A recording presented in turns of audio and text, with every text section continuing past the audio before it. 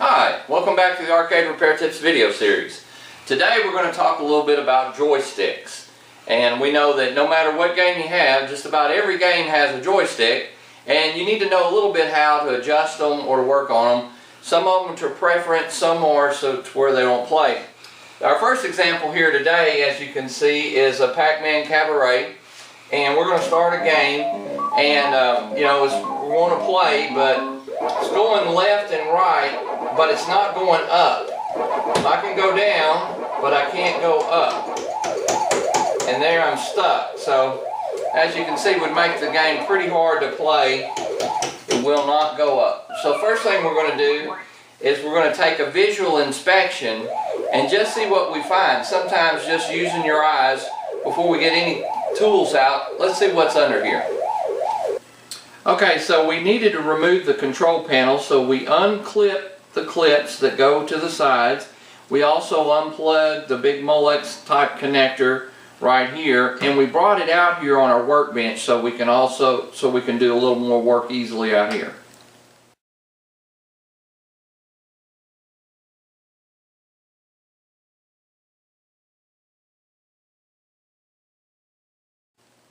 Now once it's out here on the workbench, we can easily see everything.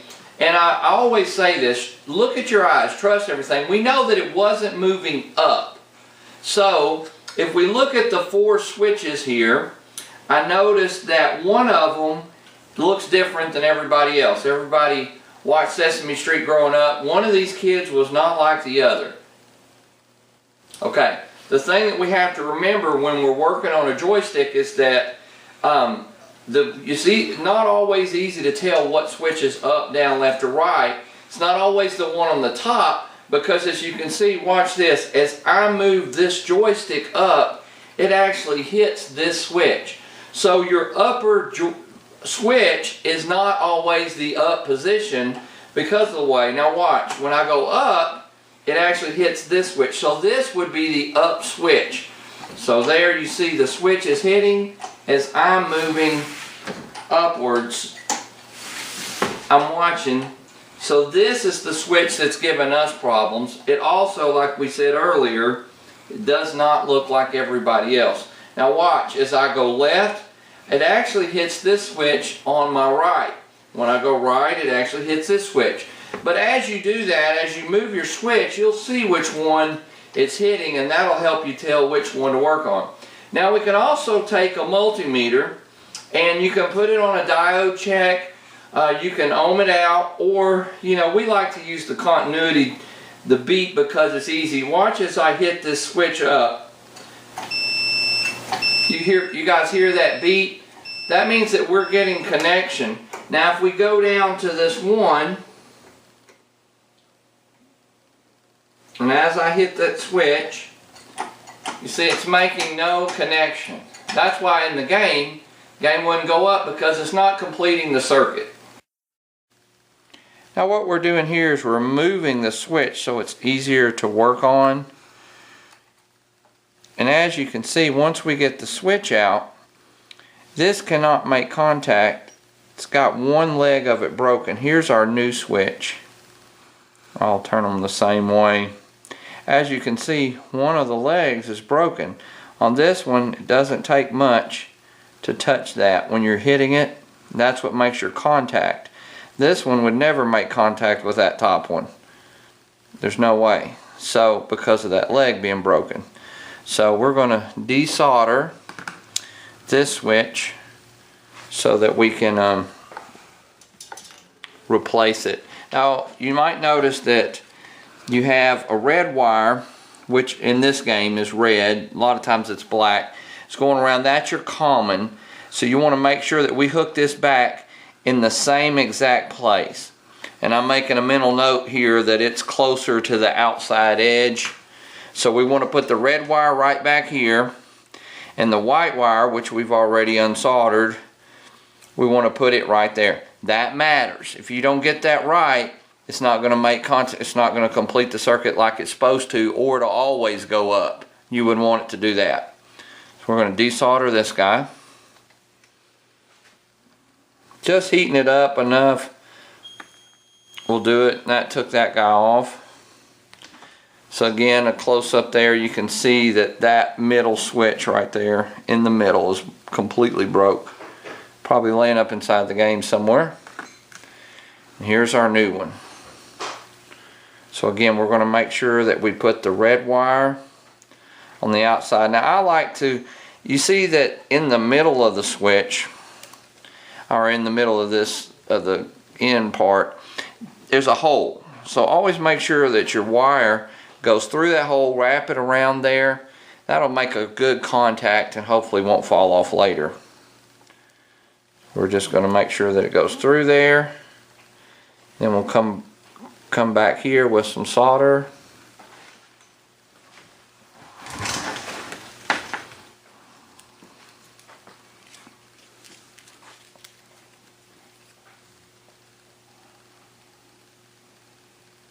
You don't have to overkill it with the solder, but always use plenty, you know, make sure that it's making a really good connection right there. You know, everybody knows by now probably about cold solder joints, so we want to make sure that we don't have any cracks, and it'll still be hot for a second. We can clip that extra off right there if we want to. We'll get the other one.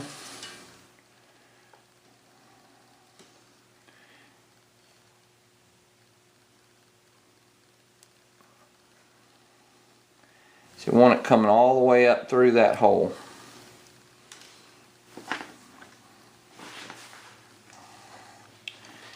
We're going to solder it back on.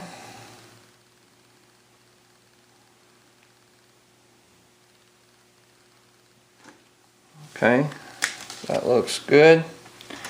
Now we're going to put the plate back on, and it does matter. You can see that the longer side is going that direction, so that's the way we're going to put this one back on.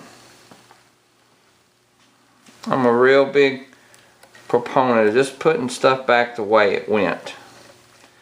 As you can see, a little bit of trick here. Now you could unscrew these screws and make this a whole lot easier. Take it out and have a little bit more room to work with if you want. We're just going to use a bit and tighten this back up. Make sure too that these screws are really tight. This is loose. It's not going to make a good connection right there like it should all the time.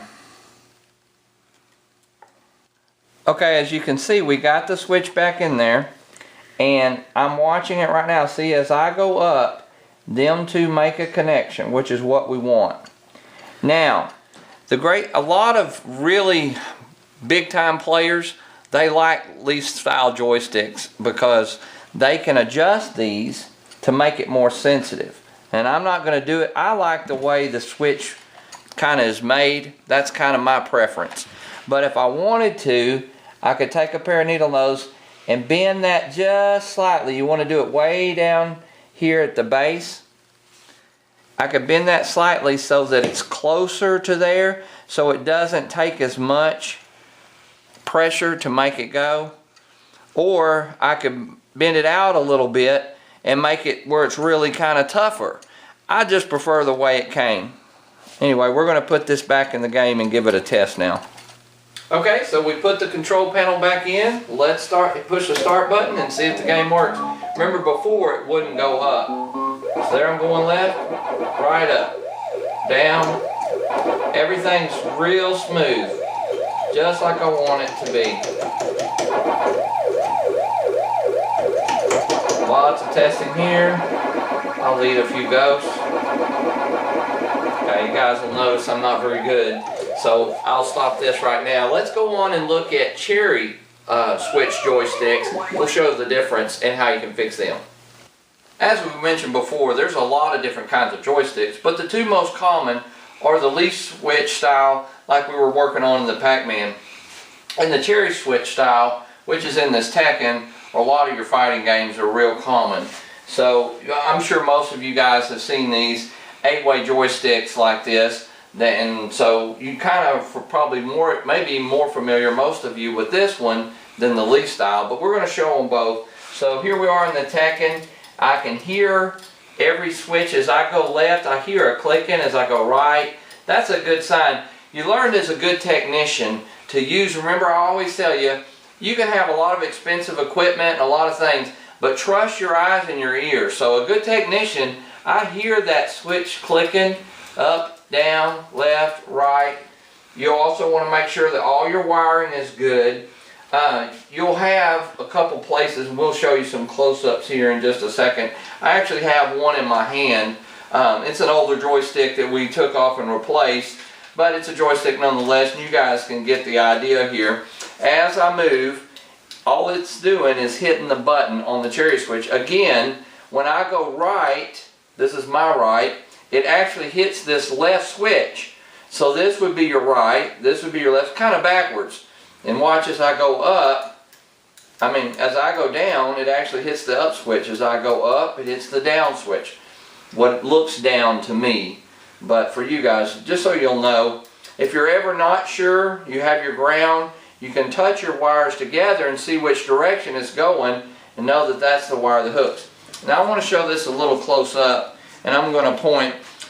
We've talked about switches before. You guys know that there's 3 places that you can plug it in.